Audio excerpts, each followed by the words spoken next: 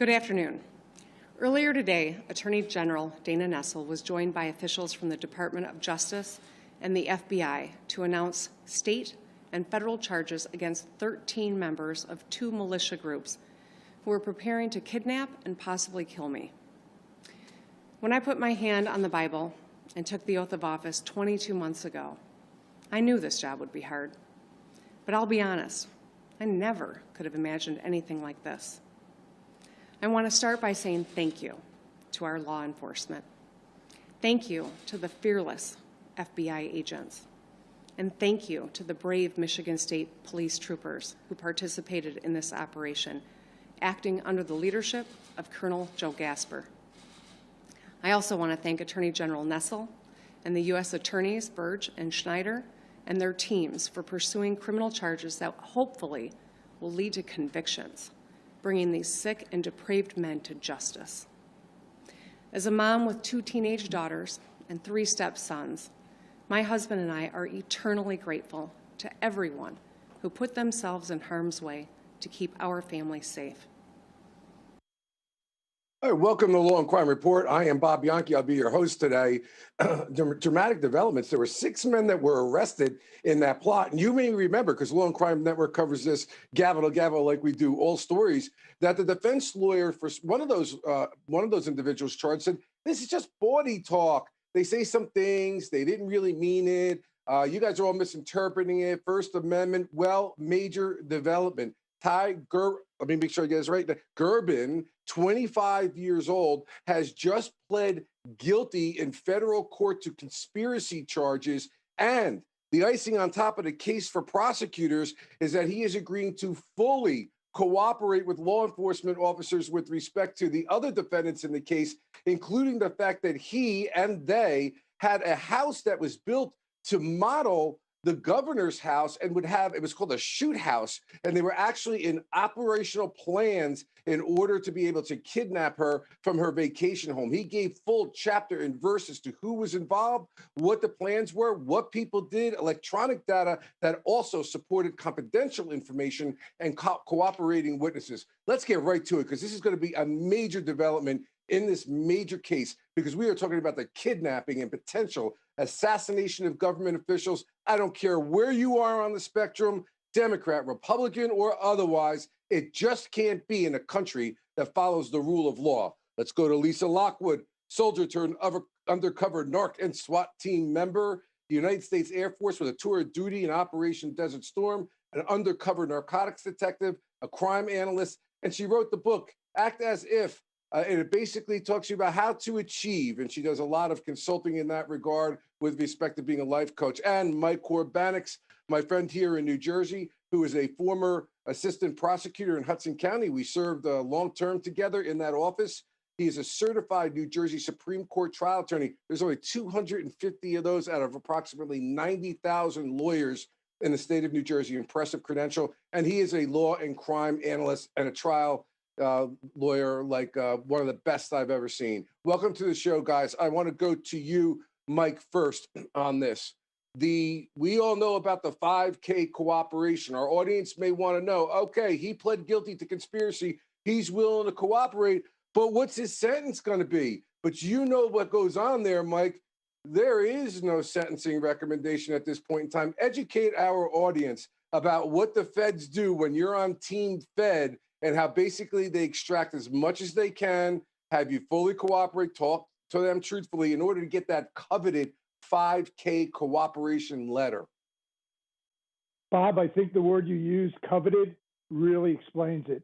And this is why, like you said before, this has nothing to do with what political stance you take. This is really happening, and this is vetted information. Bob, as you know, and I know Lisa could speak to this, to get a cooperation agreement with the federal government is like an audition. You have to go in there, and most of the time you go in there, the first meeting is to see, are you truthful? Can we corroborate the things you say? Once that occurs, you move on to the next step, where then they're going into information that they could corroborate and then further investigation. If he got this cooperation agreement, he was heavily vetted, especially if it was during and now he's pled.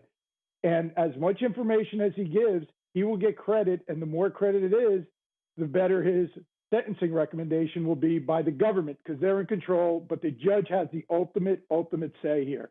And as long as he's truthful, Bob, and if I'm a co-defendant in this case, they should be very concerned, because it seems like he has a lot of information. Well, Lisa, having been a former law enforcement officer and a military person, we all know the way this rolls. The first one who usually gets to the feds first to cooperate, and if they accept you, winds up probably getting the better deal. And every defense lawyer knows that's true. And in this particular instance, Ty is probably one of the more culpable people, one of the more responsible people. But because he got there first, and if he fully cooperates, there could be a scenario in which he winds up doing actually less time than those who even had lesser involvement. Talk to me a little bit, based on your undercover narcotics experience, how important it is for a law enforcement officer, I'm talking about the ones who put the cuffs on you, to get a witness like this so that prosecutors can leverage them to really basically obliterate the rest of the defendants. It's the holy grail, working with informants for 3 years, working undercover, and having them actually come forward and give up everybody that's culpable, all of the co-conspirators. And we find out it is truthful through the evidence that we receive, the phone calls, the texts, the GPS, where they are. And I'm certain the federal government found that the involvement with Ty regarding his texts, what he did, where he showed up, was his GPS at the shoot house. Was he part of it? Because he said he never intended on going through with the plot. Were they able to prove that he was just a part and parcel to it? He wanted to jump on board with the other 5 co-conspirators, and he was less culpable. So that was probably why they made the agreement, because they felt that he was candid during the interviews and they had evidence to back it up. Yeah, Lisa, just to follow up a little bit on that point, when he is there, they do make that assessment. But from an investigative point of view, when you're dealing with cooperating witnesses or confidential informants, it's imperative, because there could be all sorts of excuses, like the defense lawyer gave, like, oh, this is the bawdy talk. He really didn't mean it. He wasn't going to execute on any of it. But these things also corroborate the other informant information that they were given. So what are your thoughts about how important that is from a continuing investigation standpoint with regard to the other 5 defendants? Yeah, it's true. And I think the other defense attorneys are probably sweating right now because they don't know everything that came forward. So because he made this plea deal and we know the sentencing is coming forward, I think they're probably restructuring what their defense is going to be based on the knowledge the co-conspirators have of what Ty Garvin knew and what his role was in all of this. So I think they're going to reassess what they're going to do going forward with their case. Yep, Mike, if we were the defense attorneys with the other 5, we would be having a strategy session, because to Lisa's point and your point, when Ty's given all that information, you are in deep trouble if you're one of those other co-defendants. Let's switch gears a little bit, guys. On the George Floyd case, dramatic developments and motions being filed by both sides with regard to the introduction of evidence. And we talk about this all the time, especially with regard to what evidence can be introduced and can't be introduced, because you just can't throw it all against the wall. There's an evidence book that allows things or doesn't. What we have basically right now is a scenario where a judge has made rulings that are probably going to be detrimental to the defendants. And remember, the defendants are the cops in the case, and they wanted certain instances of prior conduct excluded with regard to Officer Chauvin in particular. Then the judge is going to admit some of the previous instances. And with respect to the prosecution, they wanted, the defense also wanted to have some of the victim in this case, George Floyd's previous history with police, to be released, including one incident in which he was basically acting in the same manner that had occurred on the day of the incident. Mike, let me go to you. This is very complex legal stuff, but it's very important. What gets admitted and what doesn't get admitted. What do you make of the judge's ruling? And I have to know for our audience, I wish I could tell you the basis for all of it. The judge ruled whether things could be admitted or not, but said his opinion with regard to why he ruled that way would come later. Mike? Well, Bob, I think what's very important here is, as we both know, trials are very organic. Things change and are very contextual. Today's denial of evidence may be, during the trial, some other questions that come up, give it a different context, and that evidence may be admissible. So as the attorneys who are seeking admission who are denied, you don't give up. I think the judge is trying to keep this case as clean as possible. I think the rulings of prior incidents are going to come in under 404B, and it's going to be very interesting, but I think they're going to take it one step at a time. But all these rulings can change once the trial starts. Lisa, let me go to you on something from a tactical law enforcement point of view. One of the things that the prosecutors wanted to bring out, it's very interesting, is that there was a case where Chauvin was witnessing other officers' actions after they had tased a gentleman who was in a prone position, but they then put him in a side recovery position, and those officers actually got a commendation. The individual was trying to commit suicide, got a commendation that their actions by putting him on his side saved his life as opposed to being in the prone position. And the judge said he is going to allow that to be admitted against former officer Chauvin if the prosecutors can connect that Chauvin knew that the reason that man lived was because he was put in the recovery position. Talk to me about the tactics of the recovery position and what your thoughts are about the judge's ruling that if prosecutors can make the connection that Chauvin knew, prosecutors can use it to say he had prior knowledge of the importance of how to do this correctly. Yes, they had to prove that he was there. And what I'd like to say about that is Chauvin actually came forward and said later, even though the officers were commended because of that life-saving procedure that they used, Chauvin is alleging that the paramedics said that if they had not gotten there sooner, that position would have actually have killed him. So now we have a contrast and a conflict. They received an award because of that position, but the position still wasn't good enough for them to achieve the result, and the woman could have expired based on that. They said you can't use that information unless they're able to prove that the paramedic actually told that information to Chauvin. So I think Chauvin is backpedaling and hoping that he's going to get some slack based on that information, but I don't see any way that he will be able to prove that. Tactically, putting your knee on somebody's neck who is prone and handcuffed doesn't make sense. Makes zero sense. Wow, awesome stuff, guys. We got a lot on the plate today. The Green River Killer is back in the news. And you know why? Because Jane Doe, 14 years old, now has a name. We'll be right back.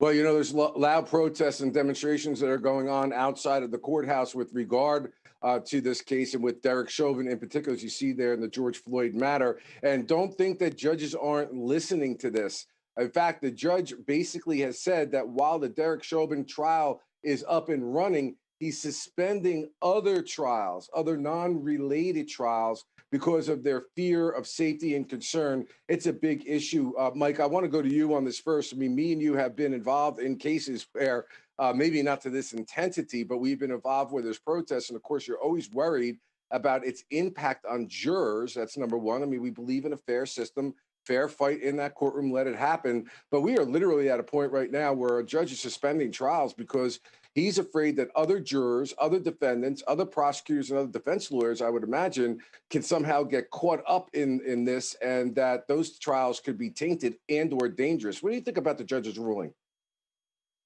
I'm not really thrilled with it, Bob, because I think as coming through this pandemic really sets it up. I understand his concerns, but other defendants have their rights as well to a speedy trial. And we've learned through the pandemic, and Bob, we both are members of the New Jersey Association of Criminal Defense Attorneys who have been fighting for in-person trials, but the safety of everyone involved, and it's going to be difficult. I think what they need to do is find an alternate site to hold other trials and just have this trial held in one site, and that cures the problem. But they're going to be so backed up because of COVID on the cases where people are incarcerated. I think a lot of this is really just more for some sort of I don't know why they're thinking that, but they should think of an alternate location to have other trials to protect speedy trial rights. Yeah, Mike, that's a great point. But, as you bring up too, there's COVID that's going on. All of the trial dockets are backed up. And so it's a question of where you move these chess pieces around. Lisa, there's only every county is jammed with trials waiting for people who have a right to a speedy trial. Some of those rights have been suspended during this pandemic. So I can imagine, having been the prosecutor and watching how judges react to this, saying, hey, wait a minute, I got enough here on my docket in my county. I'm not being taken over a bunch of cases from another county. So what do you think about the equities here? Should it be transferred over, like Mike said? Certainly a legitimate thought process there. Or should that county just suspend the trials, further delaying defendants and prosecutors and victims' rights to justice?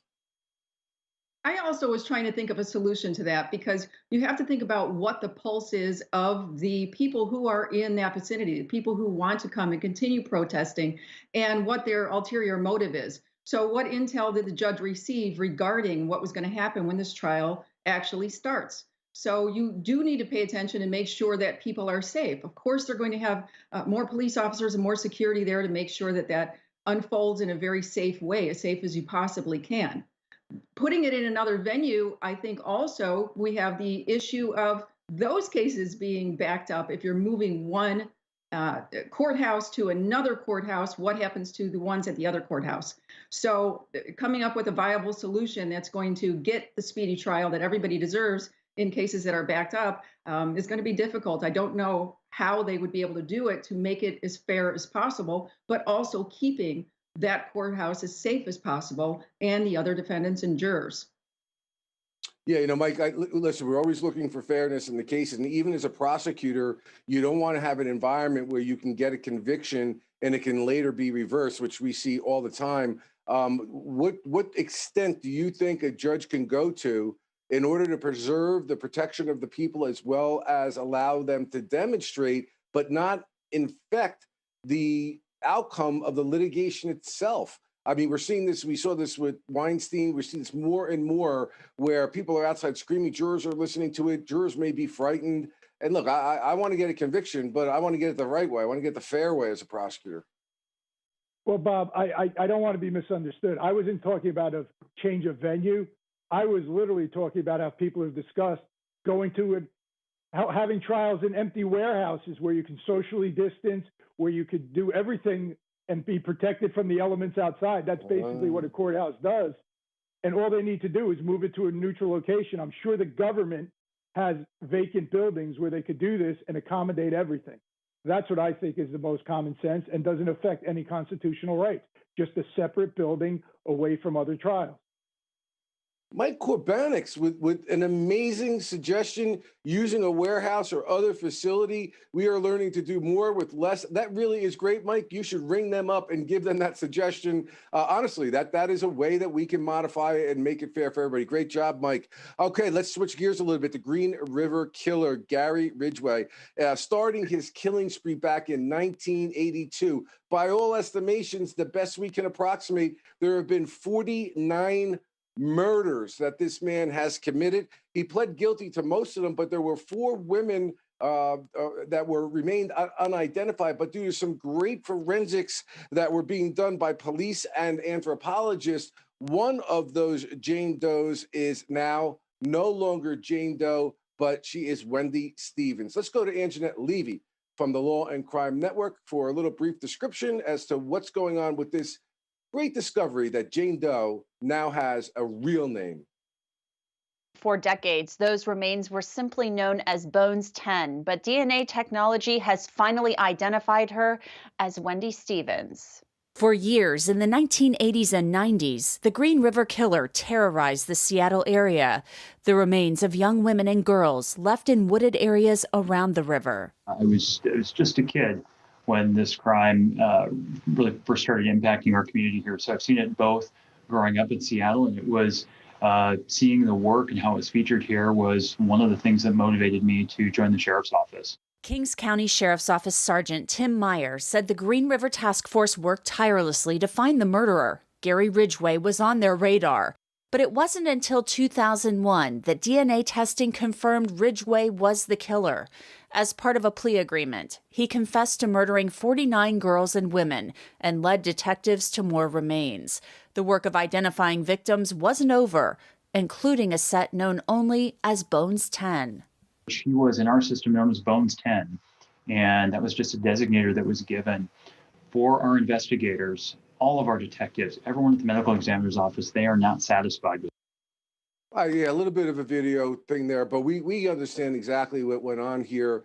Lisa, you've worked in these kind of investigations, and it is amazing to me, just to let the audience know, when I started trying homicide cases, and Mike knows this, when he was trying cases in Hudson County, DNA was just kind of coming out. And I usually had blood evidence cases, and I could not get, it was only Quantico you could go to, and I could not get them to do any DNA analysis. We had to try it old school by the use of circumstantial evidence. But today, the sophistication of this DNA is amazing. And Bones number 10 has now got a name, and the family has the peace of mind of knowing this. And the anthropologist, one of the anthropologists and the people that were involved in this was Dr. Catherine Taylor, who said, every person needs their name. I think that is so true. What do you think about the manner in which they went about this in Seattle, never letting it go, using top-level forensics in order to finally put a name to Bones number 10?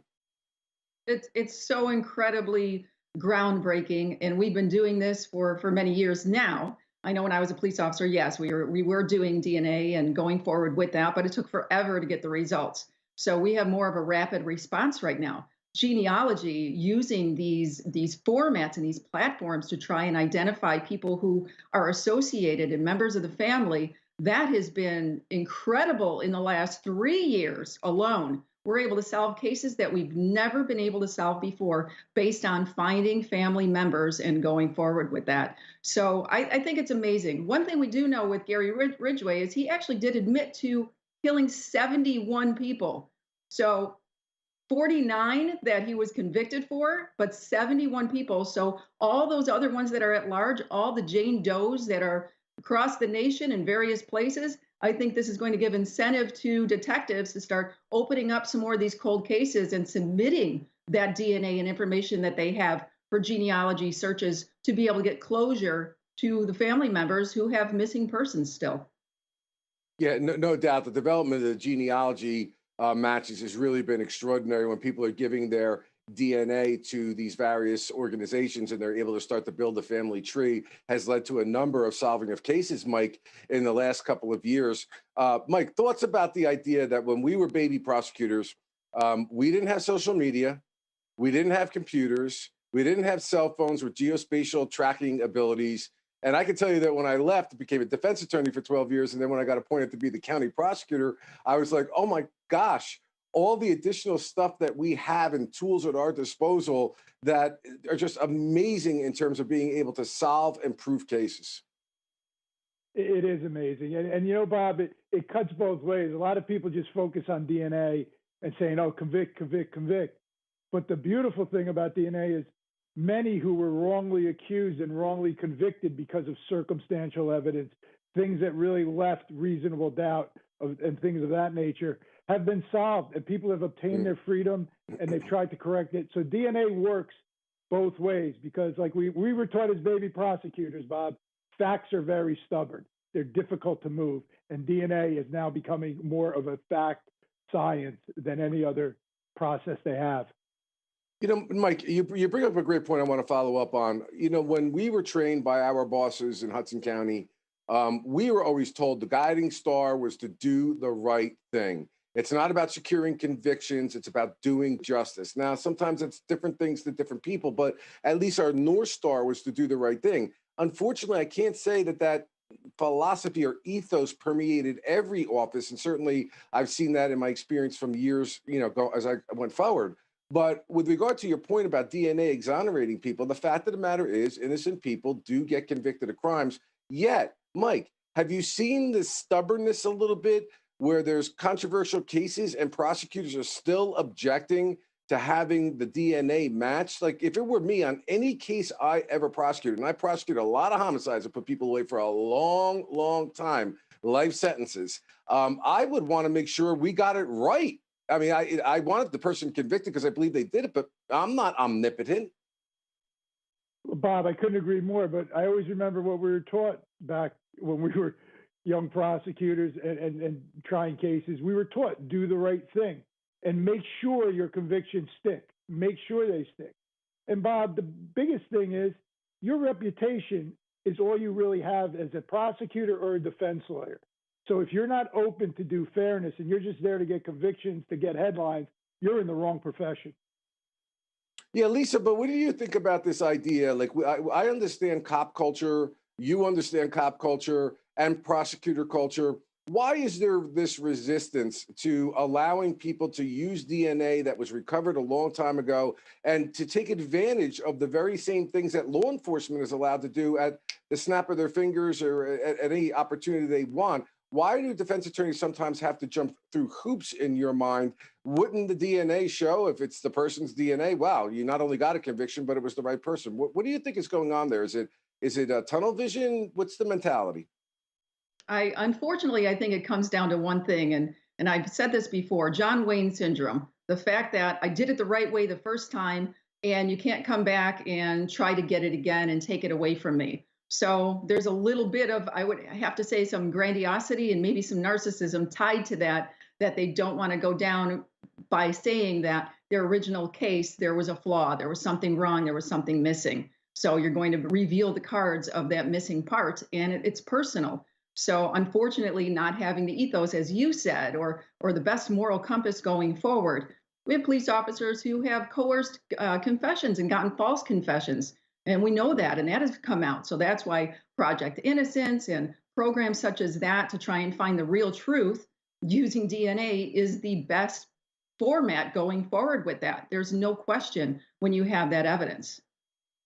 All right, Seattle Seahawks, Chad Wheeler lost a career and is in deep trouble with regard to a domestic violence incident. I hope you stay tuned for this because we're going to have some great commentary about the scourge of domestic violence in the United States. We'll be right back.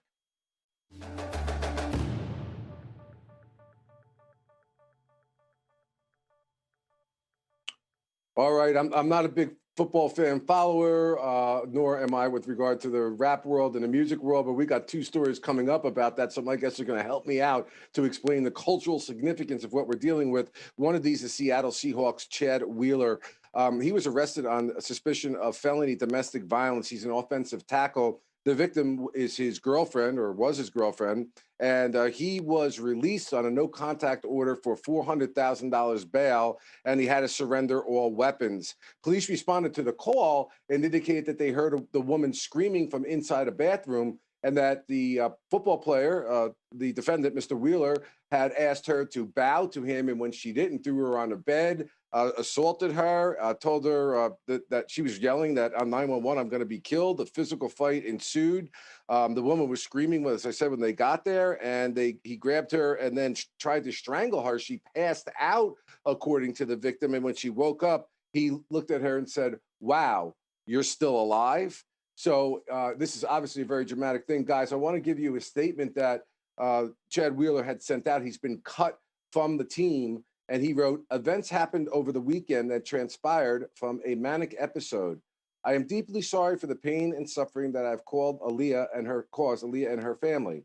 I apologize profusely for the turmoil that I've caused my family, teammates, fans, and those closest to me. The most important thing right now is that Aaliyah gets the care she needs and I get help. Both are happening. It is time for me to walk away from football and get the help I need to never again pose a threat to another. I cannot express my sorrow or remorse enough. I am truly ashamed."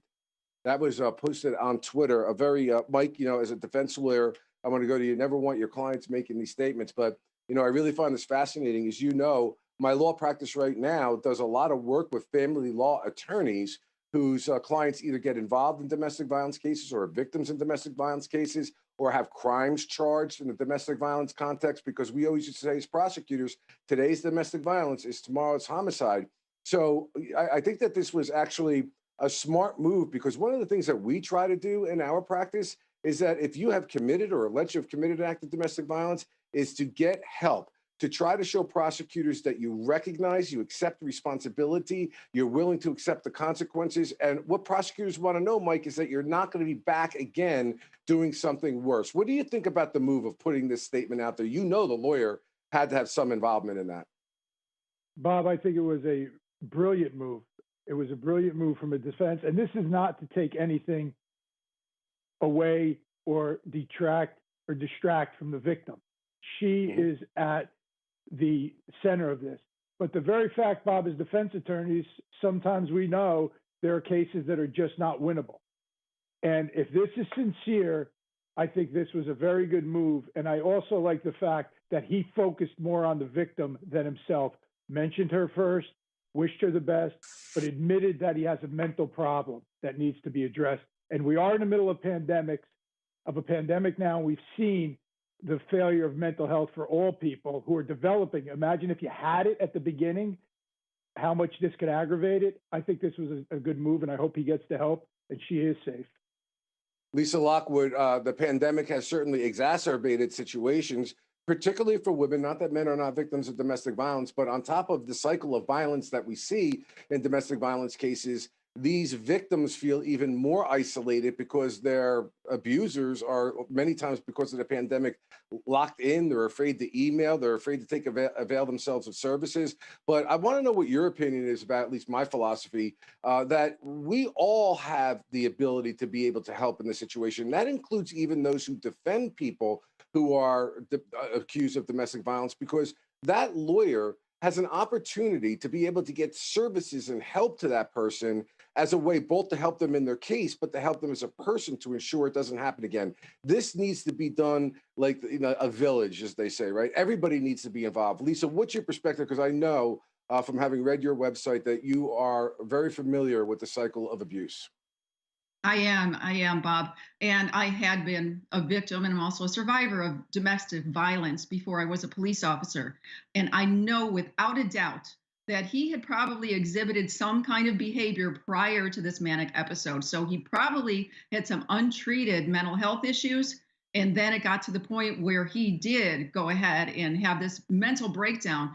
Making the demands of bow to me, that doesn't make any sense in any capacity, in any form, that he would have her do that. What would be the reason for that? Where was his mind in that moment? And then to go ahead and strangle her, to have her pass out, actually think she's dead. And it's unfortunate when she wakes up, and then the beating continues to more dislocation of the shoulder. She was bleeding when the police officers arrived. This is so important. Right now, everybody who has been locked up, there have been domestic cases. It has been on the increase. And a lot of people fail to report because they're concerned, they're fearful that their partner is going to do something even worse. So they're in a position right now where their security is just not there. So bringing this to light, having this blasted on multiple streams in every capacity and platforms to let people know that, yes, there are people out there who are having mental breakdowns. There are victims of domestic violence as we speak. And hopefully these women and some men, as you said, because they are victims, come forward and they actually get help for these people and get help for themselves. Yeah, and I never forget one of the most compelling lectures I heard when I was prosecutor was from a woman who talked about domestic violence in high socioeconomic groups and well-educated, whether famous or popular, and that they're even less likely to seek services because of the reputational damage that can be done to them. It's really an unbelievable thing. And if you or anyone you know is a victim of domestic violence, there are all sorts of resources and agencies that can help. And please reach out to them and at least become educated. So we're going to switch gears now to Tori, the Love Lanes, and Megan, the Stallion. Mike Koribanics, I know that you know all things in the pop culture world. I must say that I am not as well-heeled as you are in that area. Tell us what this is about, because Tori is saying, I've been gagged by the court with regard to a case he's involved in, and I want that gag lifted so I can speak. What's going on, Mike? Well, Bob, I have a very reliable source. I had to contact my son to have him explain a little bit more of this case to me as far as who was who. This case is interesting, and I don't agree with his attorney in this matter. Bob, you know, like I always tell people when they come in, if I have a client who's famous out there in the press, I always make it very clear. I am your criminal defense lawyer. I'm not your public relations manager. I'm not here to help you, you know, sell more records or make sure that you stay out in the public. Right now, I think this court order gagging the defendant so he doesn't respond to Twitter and things of that nature can only help him. Bob, as we've gotten older, and I've been doing this, both of us, over 28 years now, is the very fact that social media never, in my experience, helps defendants. It always puts them in admissions against their own interest and hurts them at trial. I don't think they should be touching this gag order at all. Mike Koribanics knows a lot about pop culture. He knows a lot about law, but 28 years. Okay, Mike, if that's what you want, if that's how you want to call it, I think it could be a couple more years than that, my friend. I didn't And count Lisa, my clerkship. I didn't count my clerkship. all right, Lisa, you know, Woody, here's the thing that I think. I know what Mike is saying, and being in the media never helps, but the argument is that if the other side gets to be in the media and gets to drive the dialogue and the conversation, to me, it should be a gag order all the way around, if that's possible. But what do you do when you're confronting one side being speaking and poisoning the public opinion and potentially jurors or judges or people that are going to be evaluating a case? You just lay there and just keep taking it? It's true. Megan Thee Stallion has been nonstop talking about him shooting her and what he did, and he's lying the whole way. So she's building up this incredible following of supporters who are on her side when this case hasn't even gone to trial yet. But one thing that we do know, as far as the evidence, the police officers were able to see text messages of him apologizing to her for having shot her, even though publicly he is denying that it ever happened, that he didn't shoot her, and she's got 2 bullet holes in one of her feet. And when the police pulled him over in the SUV that she was trying to escape from, they see her bleeding from her foot. So, I mean, evidence is there. We'll see how this shows up in court. I don't know what kind of defense he's going to have based on that, but I would agree. I think a gag order, both sides, that she should have been told to just zip it and let this thing play out in a court of law. Excellent. Okay, guys, listen, you know this is going to happen. I actually talked about this a couple of weeks ago. The COVID-19 vaccine, what I'm going to say debacle, not just with the delivery systems and everything else that's going wrong, but you are going to find a black market of people that are going to be doing nefarious things. We're going to be talking about law enforcement as well as EMS personnel. They're in some hot water for having stolen vaccine. We'll talk about that on the other end of the break.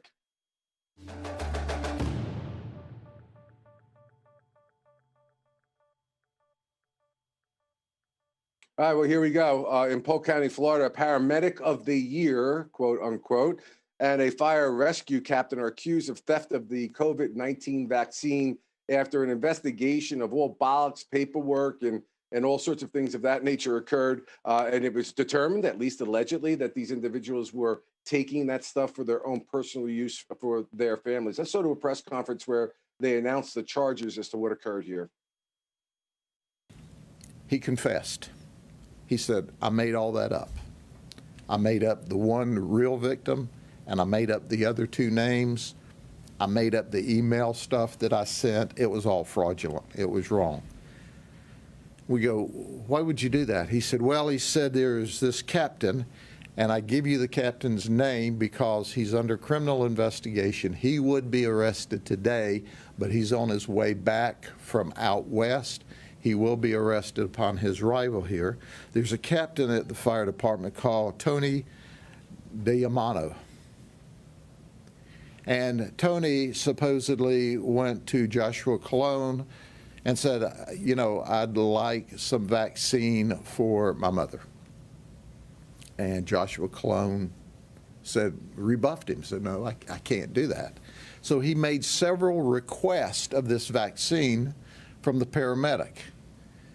And the captain was told, I can't do that. So what occurred was there were 3 syringes with 3 doses of the vaccine that Joshua Cologne put in a plastic bag, put in a special refrigerator, and sealed it. And then at the direction of the captain, he took a break. So he left, take a break, and when he came back, voila, the seal's broken and the vaccinations are gone. Lisa, talk to me about the law enforcement culture. I mean, I was an EMT for many yeyears. I worked as the chief law enforcement officer of a county. I think I know what your answer is going to be. This to me is a big deal. Why do you think that they get themselves involved in this? Is this entitlement and arrogance that they think they can get away with it and then lie about it? Yes, the temptation is there every single day to do something illegal when performing search warrants, coming into large amounts of money, weapons, drugs, etc., for dirty cops to go ahead and take that opportunity. In this case, EMS workers. What's different about this case is the mindset around this is to save a family member. This is something that I want to get in line first to save a family member. So it's an altruistic kind of reasoning. However, you're breaking the law. You're putting yourself in front of another deserving person, and there's a way that this is all being rolled out.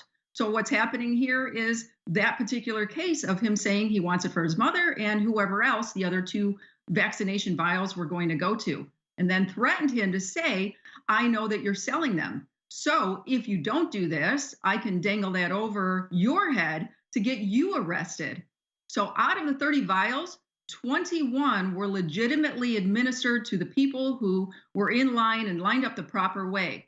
3 of them we know went to this fire captain. So that means we have 6 that were at large. What happened to those other 6 that Colon is now admitting to having at least 3 that he fudged paperwork for? Did he actually sell them? Lisa, did you find it a little odd that that captain has now been arrested? Okay, so he is under arrest, but did you find it odd that while the captain is traveling, when we're always worried about flight risks and the fact that he's an officer, so he's armed, that this press conference is going on basically saying, we're coming for you? I just thought that was a little strange. Right. And they needed to do the press conference. I mean, you have to get out there and expose what you have and show your cards to the public. But to say that, I think they looked at him potentially as somebody who, prior to this incident, would never do anything like this. His job is to save lives. So yeah, it's kind of difficult in that situation when you have somebody who has been revered for a very long time in that position, and then also you have to do the right thing and arrest him and find out where he is and say, stop where you are, and get him back home the proper way, which is in handcuffs. It shocks me from every tactical thing I've ever seen. Everything I think put the officers in danger. You can do the press conference and talk about it afterwards once the captain is arrested and safely secured. Mike Koribanics, how are prosecutors going to view this? I mean, as Lisa says, there could be a quote unquote altruistic reason. I could tell you how this prosecutor would have handled it. I would have gone full board on these people because I want to send a very strong message that this will not be tolerated and you will go to jail. Is there any mitigating factors here? You're a great defense lawyer. What's your position if you're representing these guys? Well, first of all, I think you're in like lawyers, everybody has ethics in their professional field. This is no different. They're entrusted to protect and make sure this vaccine is properly administered. I think it's very dangerous. As a defense attorney, I think you have to speak about the altruistic motives if they exist.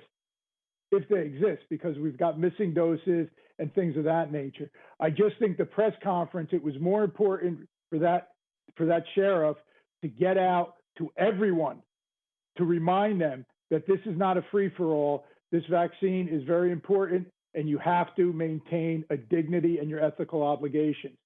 The only thing is, that is one of the best press conferences and most dramatic press conferences I've ever seen by law enforcement. I think he was given an opening statement, quite frankly. Yeah, I know. What do you think, Mike, though, real quick, about the idea that he's basically telegraphing in that press conference that we're going to be arresting this captain who is armed, has a flight potential? Just your thoughts about, did that put the other officers in a tactical disadvantaged position? I don't think so, Bob. I think pretty much he has an attorney. They were contacted. I've had many situations where people were out of the country flying in where I have negotiated the surrender. So I don't find it to be that. I don't find it to be that problematic. Okay, guys. Well, listen, it's always great to have your guys' perspectives. You got two pros here. And I want to thank everyone at the Law and Crime Network for all the great work they do, especially those folks in the control room. My name is You can find me at Bianchi ESQ. Please stay tuned for our regularly scheduled program. I'll be back next week.